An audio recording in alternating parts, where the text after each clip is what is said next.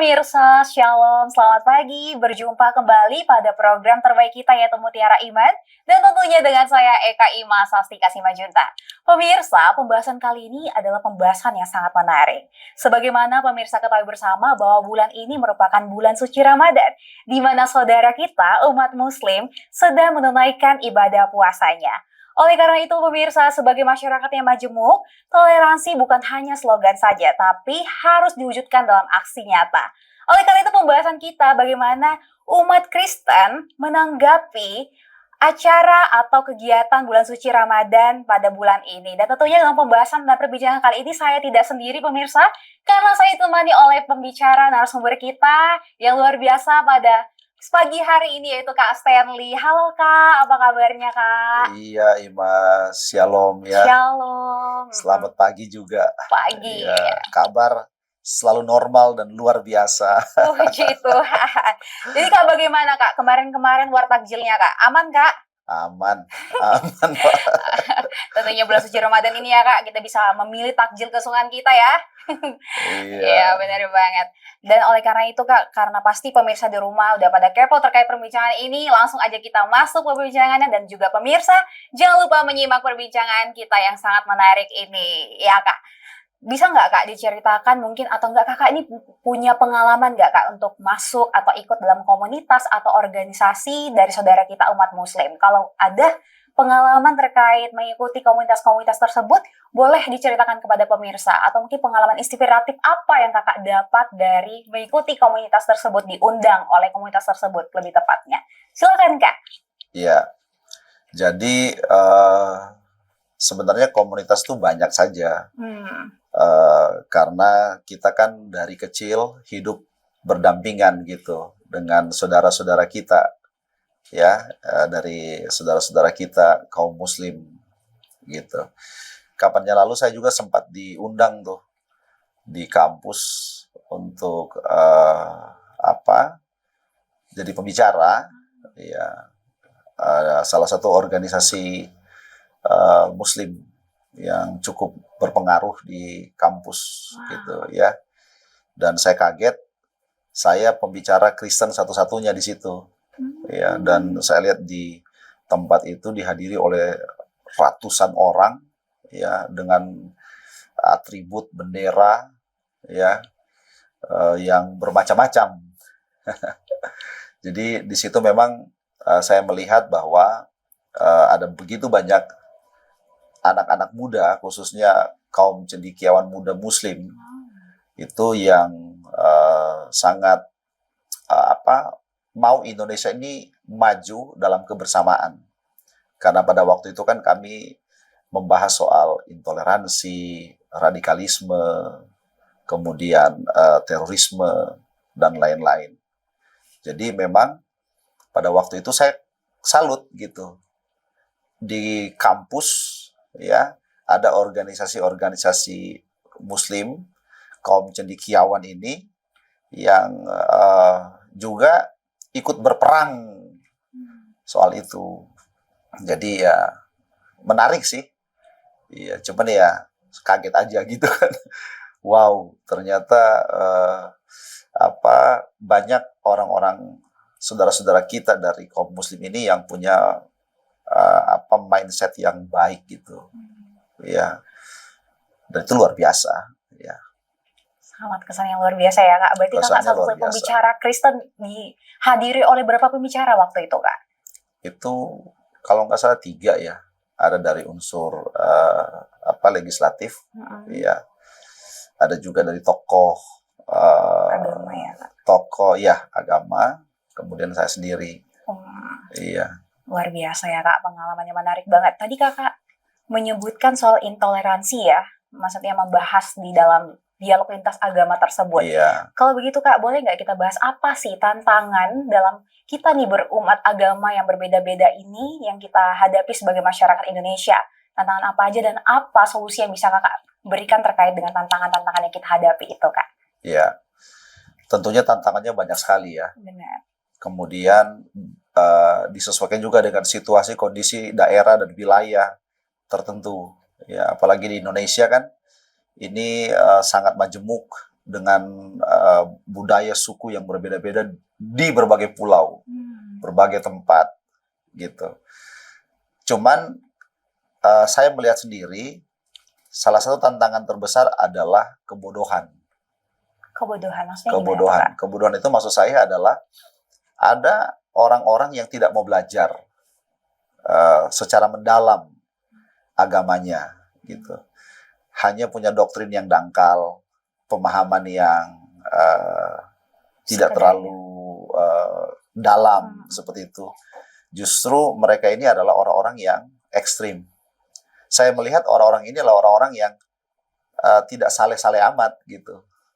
Ya, doanya juga tidak selalu gitu ya, tidak seperti yang lain. Kalau saya lihat orang-orang yang justru berpendidikan, orang-orang yang mendalami doktrin dan kualitas agamanya itu, justru orang-orang itu adalah orang-orang yang sangat toleransi, sangat paham, sangat mengerti.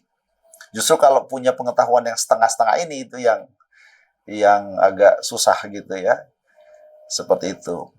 Nah, kemudian juga dari diri sendiri, seperti apa itu ya? Memang kita tidak bisa menutup kesaksian-kesaksian untuk mata terhadap itu, bahwa untuk melepaskan pengampunan ketika disakiti itu nggak mudah.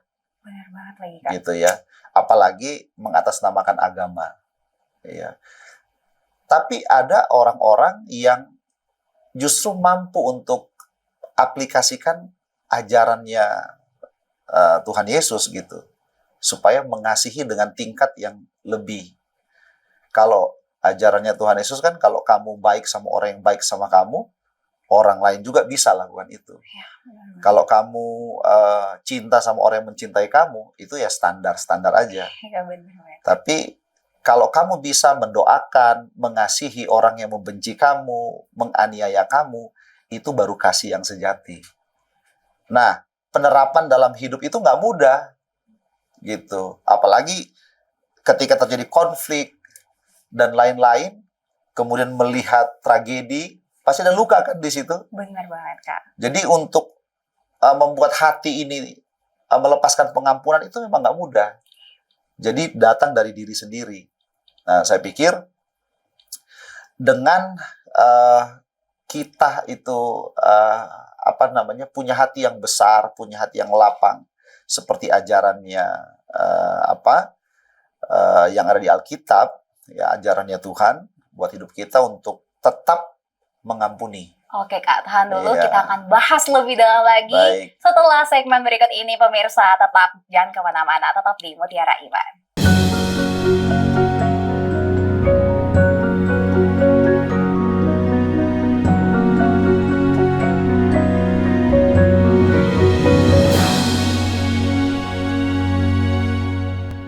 Halo pemirsa, berjumpa kembali pada Mutiara Iman, tentunya dengan saya Eka Masastika Simajuntak dan juga Kak Stanley pada pembahasan toleransi umat beragama Kristen terhadap menyambutnya bulan suci Ramadan. Nah, Kak, tadi kita sudah membincang banyak-banyak ya, Kak, terkait dengan pengalaman Kakak dalam dialog lintas agama ya. Saat ini saya mau tanya nih, Kak, bagaimana sih pandangan kita sebagai umat Kristen tentang toleransi terhadap umat beragama lain, khususnya dalam bulan suci Ramadan ini, Kak? Dan bagaimana gereja atau komunitas Kristen dapat menunjukkan dukungan dan penghormatan terhadap teman-teman kita, saudara-saudara umat Muslim yang menjalankan ibadah puasa? Kira-kira apa sih, Kak, ajaran agama dari Alkitab terkait dengan hal yang tadi saya pertanyakan kepada Kakak? Silakan, Kak, disampaikan kepada pemirsa. Iya. Ajaran-ajaran dalam kekristenan itu jelas. Apalagi kita punya simbol yang sangat besar dan terlihat begitu nyata. Apa tuh, Kak, simbolnya? Salib. Oke. Ya, salib itu kan horizontal vertikal. Jadi mencintai Tuhan dan mencintai sesama. Itu sebuah ajaran yang fundamental dalam kehidupan orang-orang percaya.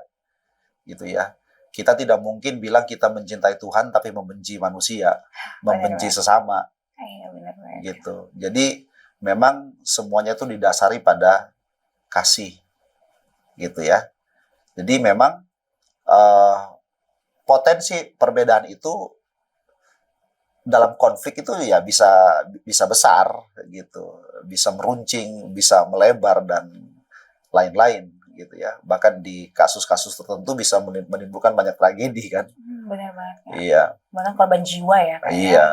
Tapi kasih itu kan menutupi banyak pelanggaran. Kasih itu mempersatukan. Seperti itu. Jadi orang percaya, orang Kristen, para umat Kristiani itu wajib hukumnya untuk mengasihi sesama. Apalagi saudara kita Muslim ini kan kita nggak pernah bilang mereka orang lain. Selalu kita menyebut mereka dengan sebutan saudara. Seperti itu. Jadi memang penting untuk membangun itu. Penting untuk menumbuh kembangkan sikap toleransi itu penting. Kami di gereja itu ya setiap tahun itu kita buat persembahan untuk sosial. Jadi persembahan itu dikumpulkan, kemudian kita beli kado, dan kemudian waktu Lebaran kita bagi-bagi sama tetangga-tetangga yang sekitar gereja ya Kak. Yang sekitar gereja, gitu. Nah demikian juga waktu kami Natal. Waktu kami Natal mereka bantu-bantu, iya kan? Terus ada yang kirim kue, kirim beras. Wah, luar biasa Itu kan ya Kak ya. indah sekali gitu loh. Ngapain kita harus berperang? Ya kalau kita bisa saling memberi gitu. Dan itu indah sekali. Ya itu sangat spesial gitu. Ya, walaupun kita berbeda-beda, tapi kita tetap satu dalam kasih ya Kak ya. Iya. Bagaimana kita bisa mengasihi Tuhan yang tidak kelihatan, sedangkan saudara kita aja tidak kita kasihi gitu ya Kak ya. Betul. Oke. Oleh karena itu Kak, pasti pemirsa di rumah ini pada kepo juga. Emangnya Kak di Kristen ini ada puasa kah? Kalau memang ada puasa seperti yang dijalankan oleh saudara-saudara kita umat Muslim, apa kesamaan dan perbedaannya? Atau mungkin Kakak bisa menjelaskan tradisi puasa dalam agama Kristen itu seperti apa kepada pemirsa? Silakan Kak. Iya. Memang puasa dalam Kristen itu tidak ada hari tertentu yang kemudian ditetapkan sebagai hukum tetap. Ya, dan kemudian itu jadi perintah tetap ya untuk berpuasa seperti saudara kita di Muslim gitu. Kalau Muslim kan memang dia setiap tahun dia punya waktu yang sudah ditetapkan untuk berpuasa menjelang Idul Fitri kan, seperti itu. Kalau di kita puasa itu lebih fleksibel. Ya, fleksibelnya apa? Tidak ada ketentuan, tidak ada perintah harus bulan apa, hari apa, tapi itu disesuaikan kebutuhan. Ya, penyesuaian dengan kebutuhan kita.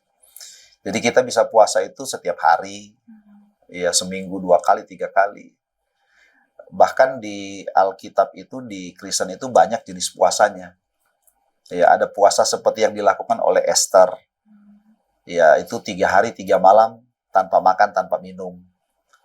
Itu tujuannya untuk apa? Untuk keselamatan bangsanya. Gitu. Ada juga puasa yang dilakukan oleh Tuhan Yesus tuh. Musa, ya. Itu 40 hari, 40 malam. Nah, seperti itu. Tapi ada juga puasa yang harus dilakukan karena ada kebutuhan khusus. Seperti mendoakan orang. Iya, seperti itu. Tapi intinya, kalau dalam Alkitab, ini saya baca ya, boleh. soal puasa dalam Kristen ya. Matius pasal 6 ayat 16-18, dan kemudian kita akan baca Yesaya 58 ya. Dan apabila kamu berpuasa, janganlah mukamu muram. Muram mukamu seperti orang munafik. Mereka mengubah air mukanya supaya orang melihat bahwa mereka sedang berpuasa. Aku berkata kepadamu, sesungguhnya mereka sudah mendapat upahnya. Tetapi apabila engkau berpuasa, minyakilah kepalamu dan cucilah mukamu, supaya jangan dilihat orang bahwa kamu sedang berpuasa, melainkan hanya oleh Bapamu yang ada di tempat tersembunyi, maka Bapamu yang melihat yang tersembunyi akan membalasnya. Amin. Jadi berpuasa di dalam Kristen itu bukan hanya menahan lapar dan haus, tapi ada nilai spiritual yang dalam sekali di situ. Karena puasa itu termasuk bangun pondasi, tanam pondasi kehidupan. Sama seperti doa. Kalau kamu berdoa, tutup pintu. Itu kan tempat tersembunyi gitu. Puasa juga gitu. Nggak boleh kelihatan seperti orang puasa. Gitu. Baik. Sama seperti kita memberi. Kalau kamu memberi dengan tangan kanan, tangan kiri nggak boleh kelihatan. Artinya, ibadah puasa yang termasuk ibadah yang disembunyikan, tersembunyi. Karena nilai kedalaman itu, pondasi kehidupan orang-orang Kristen itu di situ. Gitu. Kenapa semakin tinggi kehidupan, seperti pohon, gedung, tinggi itu pondasinya harus kuat. Nah gitu, jadi nilai pertama dari puasa itu adalah bangun pondasi kehidupan. Gitu, supaya tidak hanya terlihat hebat di luar, gitu. Tapi di dalam tuh rapuh. Seperti itu. Intinya tentang hubungan kita dengan Tuhan aja ya Kak, yang tahu ya terkait dengan ibadah puasa yang kita jalankan sebagai orang Kristen. Oleh karena itu Kak, tahan dulu, kita akan bincang lagi lebih dalam terkait diskusi kita kali ini. Dan oleh karena itu pemirsa, jangan kemana-mana, tetap di Mutiara Iman.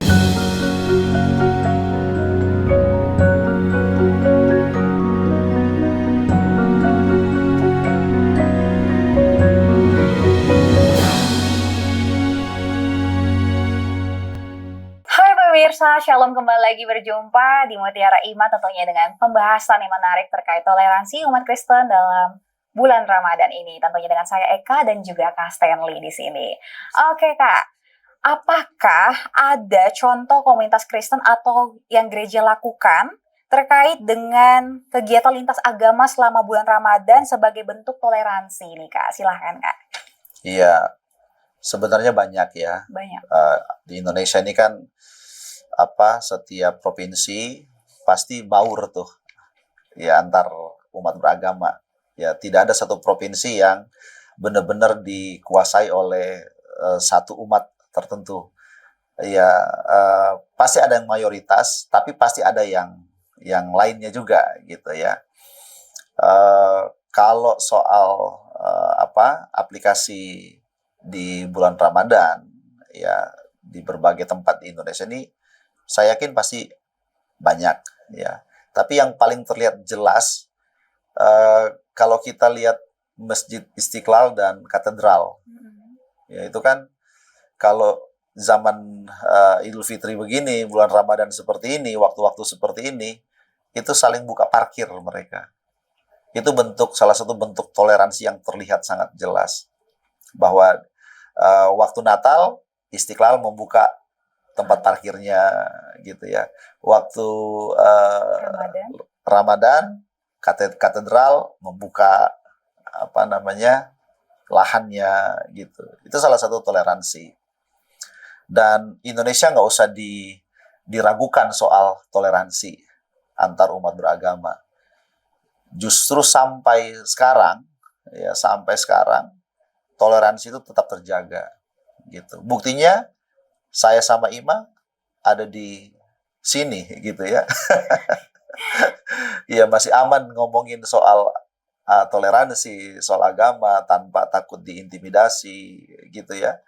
Tanpa takut ditakut-takutin seperti itu. Kita bebas aja. Kapannya lalu ada teman saya dari Amerika itu kemudian dia bilang, Indonesia nih kok bisa ya pemerintah bisa bantu gereja-gereja gitu. Ya. Loh iya. Padahal Kristen kan minoritas gitu ya. Dalam tanda kutip ya, minoritas kan. Secara jumlah kan tidak banyak. Ya, tapi pemerintah itu yang notabene banyak pemimpin muslim justru support gitu dalam pembangunan gereja gitu dan lain-lain, dan itu di Indonesia itu begitu hebat gitu. Kalaupun ya ada satu dua tempat wilayah yang ada apa namanya yang kita dengar ada intoleransi, ya, persekusi terhadap kaum minoritas itu tidak banyak dan apa namanya itu bisa diatasi gitu ya, tidak ada yang terlalu parah gitu, apalagi zaman modern ini. Mungkin waktu-waktu yang lalu ya adalah seperti itu, tapi di waktu-waktu sekarang ini sudah modern gitu, cara berpikir gitu kan Iya. sudah semakin baik ya, cerdas ya, dan masih apa namanya bertumbuh ke arah kerjasama yang hebat gitu, hidup bersama dengan rukun dan damai seperti itu ya. Luar biasa, Kak. Iya. Oke, kalau tadi Kakak bahas intoleran nih, Kak, apa tanggapan Kakak terkait dengan isu-isu yang menjadi tantangan dalam toleransi antar umat Kristen dan juga Muslim yang ada di Indonesia, Kak? Silahkan, Iya. Kak, berikan tanggapan Kakak. Iya, perbedaan itu dan kemudian jadi konflik itu hal yang biasa. Kakak beradik aja di rumah bisa konflik. Ya, di keluarga terkecil itu bisa konflik ya kan. Ya, itu biasa aja. Jadi menurut saya itu jadi tantangan tersendiri. Ya, gitu. Yang penting kita sebagai orang-orang percaya ya harus tetap jadi garam, jadi terang ya. Jangan sudah di kampung orang ya kan songong begitu. Gitu, sombong gitu kan, nggak peduli sama orang lain. Ya, jangan salahkan kalau misalnya orang lain serbuh ke rumahmu, ke tempat ibadahmu gitu. Ya harus bergaul sama masyarakat gitu. Jadi Indonesia ini kan budayanya baik sekali. Orang-orang Indonesia ini orang-orang baik. Gitu.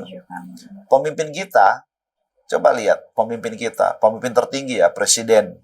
Ini sudah presiden keberapa? Ke-8 ya. Iya, benar. Iya kan? Tidak salah. Kan semuanya Muslim. Iya, benar Iya, ya. nggak ada kan yang Kristen gitu. Tapi pemimpin-pemimpin Muslim ini justru mengayomi kan. Iya. Seperti itu. Jadi kalaupun ada konflik ya biasalah di beberapa daerah gitu ya. Di beberapa daerah ya ada konflik-konflik ya, memang itu dinamika perbedaan. Tapi paling tidak Indonesia tuh hebat, cepat sekali mengatasi konflik. Ya gitu. Kalau kita dengar di beberapa negara yang lain kan, negara sampai hancur. Gitu. Kalau Indonesia ini cepat sekali gitu, pulih. Gitu kan. Makanya nggak ada perbedaan apa-apa. Itu keren. Ya. Jadi Indonesia ini indah. Kenapa? Karena kita punya Pancasila. Gitu kan? Persatuan Indonesia ya. Persatuan Indonesia. Dan kemudian ada keadilan sosial di sana. Dan itu luar biasa. Ya. Oke. Luar biasa banget ya Kak, masyarakat Indonesia dalam menjalani toleransi antar umat beragama, meskipun kita berbeda-beda banyak ya, ada 6 agama di Indonesia, tapi kita masih bisa saling buat toleransi satu sama lain ya Kak ya. Iya. Oke, kalau gitu Kak, untuk pertanyaan terakhir, apa harapan Kakak bagi masa depan toleransi antar umat beragama di negara kita yang tercinta ini, negara Indonesia? Bisa Kak disampaikan kepada pemirsa harapan Kakak? Ya, saya percaya Indonesia semakin hari semakin baik. Gitu ya, semakin hari semakin menerima keberbedaan itu. Dan itu indah. Ya, karena pendidikan Indonesia juga semakin maju, ya kan? Ekonomi semakin berkembang, ya.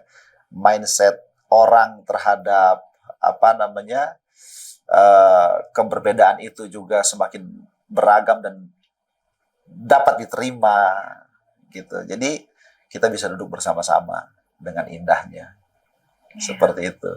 Indonesia pasti bisa. Indonesia jaya, Indonesia makmur, ya. Amin. Indonesia hebat, Indonesia penuh cinta, penuh damai juga ya Kak. Damai Indonesia, ya. Oke, tentunya perbincangan kita ini luar biasa banget ya Kak terkait dengan toleransi ini. Dan oleh karena itu pemirsa, Baiklah kita menjadikan toleransi ini sebagai gaya hidup kita, bukan hanya slogan semata, tapi bisa menjadi gaya hidup yang bisa kita terapkan dalam wujud aksi nyata. Ya. Karena walaupun kita beragam sebagai masyarakat Indonesia, masyarakat yang majemuk, tapi kita tetap satu di dalam kasih Tuhan, ya Ya. tentunya Kak ya. Dan juga sebagai umat Kristen, kita belajar untuk tidak hanya mengasihi sama kita, tapi menghormati mereka dalam aktivitas atau kegiatan agama mereka yang ada di negara kita, dan bisa hidup berdampingan dalam damai dan dalam kasih Tuhan kita tentunya Iya. ya Kak ya. Oleh karena itu saya Eka Ima dan Kak Stanley dan mewakili seluruh umat Kristen Indonesia mengucapkan Selamat menunaikan ibadah puasa dan merayakan Idul Fitri 1446 Hijriah untuk seluruh saudara-saudaraku kaum muslimin se-Indonesia. Tuhan memberkati. Amin. Sampai jumpa.